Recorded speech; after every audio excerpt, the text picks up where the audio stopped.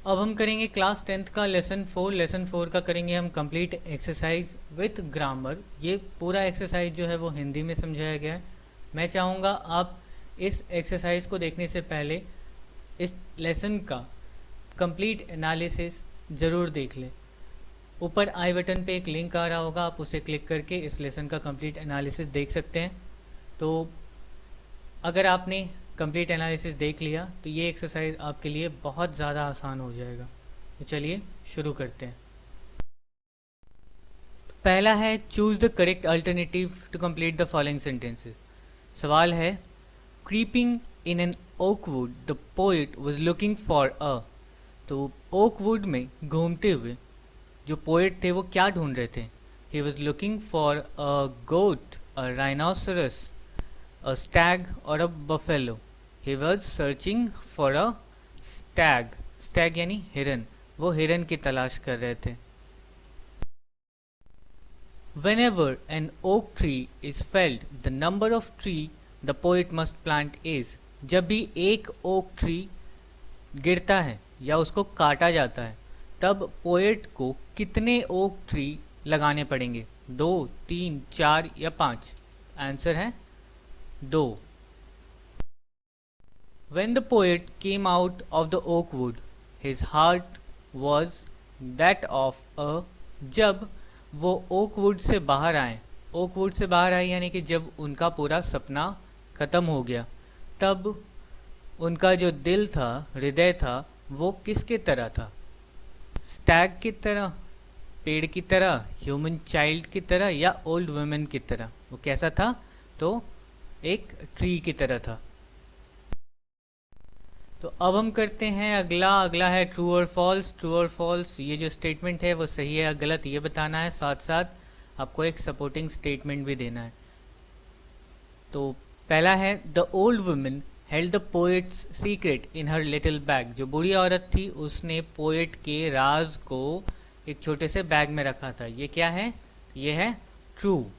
इसके लिए supporting statement जो पोएम में लिखी हुई है वो है she said I have your secrets inside my little bag. ठीक है। नेक्स्ट है the tree tribe said that the poet is bothered to see the chopping down of oak trees. तो जो पेड़ों की जाति थी वो कह रही थी कि पोएट जो है, कवि जो है, वो बहुत परेशान हो जाते हैं ये देखकर कि ओक ट्री को काटा जा रहा है। तो ये सही है या गलत? तो ये है गलत। तो इसके लिए सपोर्टिंग स्टेटमेंट है we are chop down, we are torn up, you do not blink an eye. Do not blink an eye इसका मतलब क्या है कि तुम अपनी पलक तक नहीं झपकाते जब हमें काट दिया जाता है। अगला है the poet never came out of the oak would. जो पोएट थे वो ओक वुड से, उस जंगल से कभी बाहर नहीं आए। तो ये क्या है? गलत है। वो तो सपना था, सपने से निकल ही गए थे। तो देखिए लिखा हुआ है कहाँ, when I came out of the oak wood back to human company. तो यहाँ पे लिखा है साफ साफ came out of the oak wood. अब अगला है आंसर द फॉलोइंग क्वेश्चंस। पहला है when did the poet come twice awake. Poet जो है वो कब 2 बार जाग गए? 2 बार जाग गए, कब जाग गए? तो इसका आंसर है when the old woman whom the poet met in an oak wood opened the bag to show a magic, the poet came twice awake। तो जब उस बूढ़ी औरत ने, जिससे पोएट मिले थे जंगल में, ओक वुड के जंगल में, ओक के जंगल में, उसने अपना जादुई बैग खोला सीक्रेट्स दिखाने के लिए, राज दिखाने के लिए, तब पोएट 2 बार जाग गए। अब ये 2 बार जाग गए, ट्वाइस अवेक, इसका मतलब क्या होता है? तो इसका मतलब जानने के लिए आपको इस पोएम की पूरी एनालिसिस देखनी पड़ेगी। What would happen to the poet if he failed to make the promise? क्या होगा अगर जो पोएट है वो अपना वादा पूरा नहीं कर पाएंगे? तो क्या होगा? If the poet failed to make the promise, the black oak tree would wrinkle over him and rooted him among the oak trees। अगर पोएट ने अपना वादा पूरा नहीं किया तो जो काला ओक ट्री है वो उन्हें पकड़ लेगा, कस के जकड़ लेगा और वहीं पर ओक ट्री की तरह ही गाड़ देगा। What was it that altered the poet? वो क्या था जिसने पोएट को पूरी तरह से बदल के रख दिया?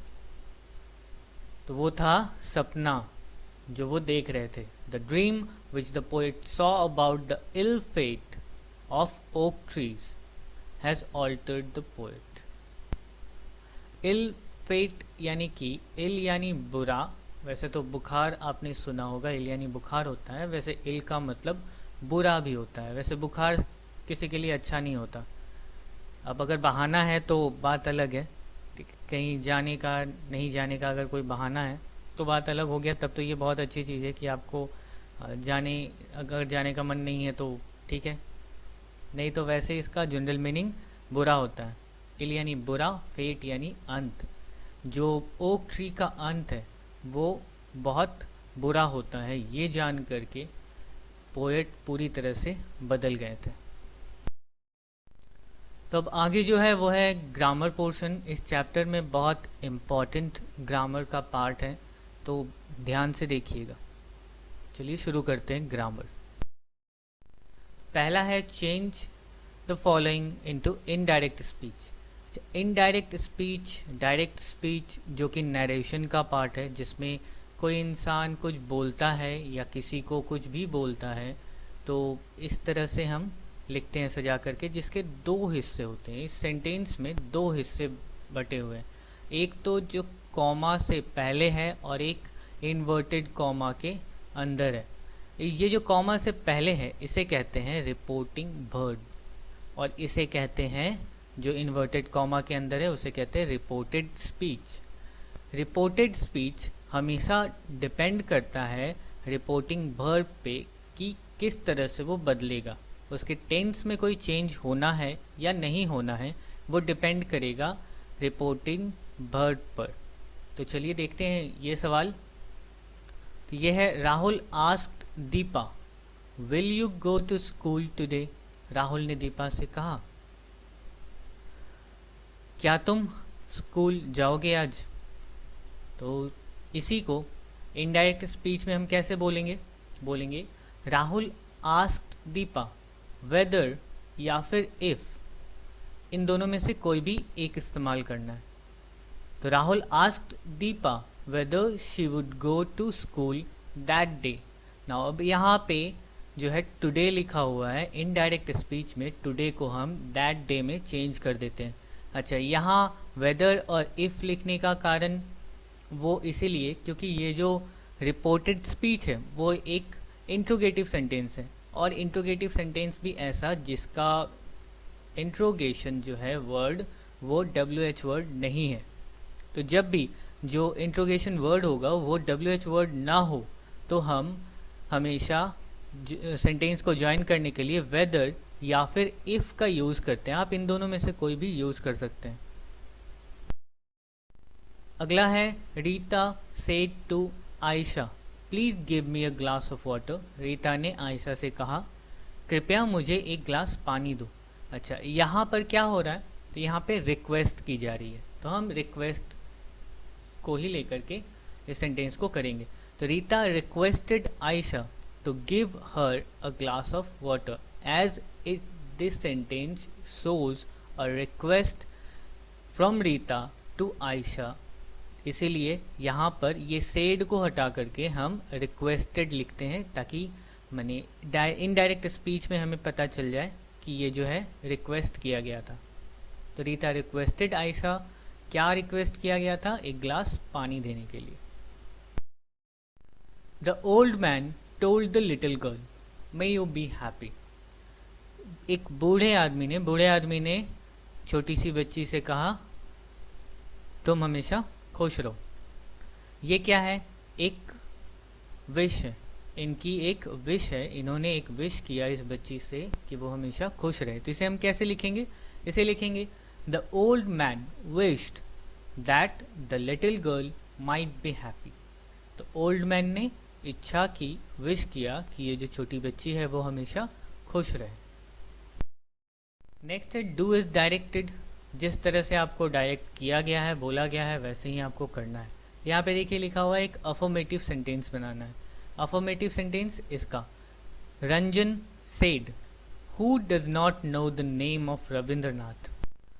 रंजन ने कहा, कौन रविंद्रनाथ को नहीं जानता है।